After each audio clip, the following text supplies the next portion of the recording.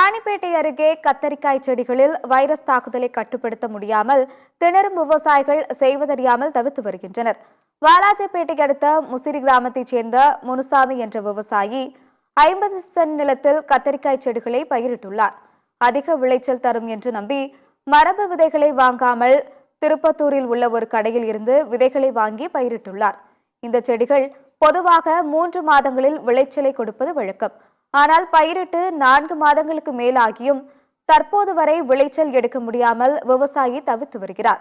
கத்தரிக்காய் செடியை வைரஸ்கள் மிக எளிதாக அழித்து விடுவதாக கூறும் அவர், முதலில் ஒரு சில செடிகள் மட்டுமே வைரஸ் தாக்குதலுக்கு உள்ளான நிலையில் அடுத்தடுத்து அசுர வேகத்தில் மற்ற செடிகளுக்கும் வைரஸ் பாதிப்பிற்கு உள்ளாகுவதாக தெரிவிக்கிறார்.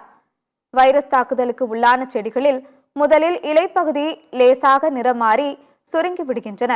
இந்த செடிகளில் பெரும்பாலும் பூவோ அல்லது காய்களோ வைப்பதில்லை என்று கூறும் விவசாயி முனுசாமி, வைரஸ் தாக்குதலை கட்டுப்படுத்த வேளாண் அதிகாரிகள் தரும் பூச்சிக்கொல்லி மருந்துகள் எவ்வித பலனையும் அளிப்பதில்லை என தெரிவித்தார்.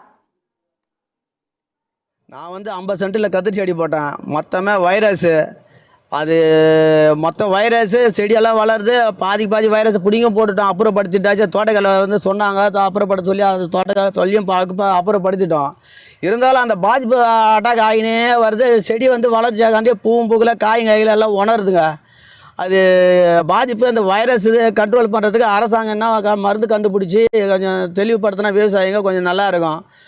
இது குறித்து பேசிய வேளாண் இணை இயக்குனர் பசுபதிராஜ், இந்த வைரஸ் தாக்குதல் கத்தரிக்காய் செடியில் ஏற்படும் சிற்றிலை நோய் என்றும், இந்த நோய் பாதிப்பு ஏற்பட்ட செடியின் இலைகள் மஞ்சள் நிறத்தில் மாறுவதோடு இலைகள் சுருங்கி விடுவது அறிகுறிகளாகும் எனவும் தெரிவித்தார்.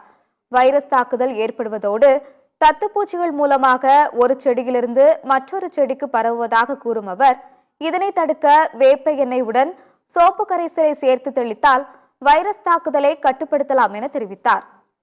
கத்திரி செடியில் வரக்கூடிய சிற்றிலை இல்லை சிறியல்னு சொல்லக்கூடிய நோயை பற்றி பார்க்க போகிறோம். இந்த நோய் மைக்கோபிளாஸ்மா லைக் ஆர்கானிசம் ஃபைட்டோபிளாஸ்மாவால் ஒரு செடியிலேருந்து இன்னொரு செடிக்கு தத்துப்பூச்சி மூலயமா, அதாவது ப்ரௌன் லீஃப் காப்பர் மூலயமா செடி பரவுது. இந்த நோய் வர்றது எப்படி வரும்னா, இலைகள் சாரை உறிஞ்சப்படுறதுனால அது மஞ்சள் நிறமாக மாறிடும். அதோட அளவுகள் எல்லாமே சுருங்கிடும், இன்டர்நோட்ஸும் குறைஞ்சிரும். அதனால் அதை பார்க்குறதுக்கு செடிகள் கொத்து கொத்தாக தெரியும். இந்த செடிகள் வர்றது பூ பூக்காது, அதனால் காய் நம்ம எடுக்க முடியாது. இதை நம்ம ஆரம்ப நிலையிலேயே கண்டுபிடிக்கும் போது அந்த செடிகளை ஒரு இடத்துலேருந்து நம்ம பிடுங்கி எறிகிறது, அதாவது அப்புறப்படுத்துறது மூலமாக இந்த செடிகளை ஸ்டார்டிங்லேயே நம்ம காப்பாற்றலாம்.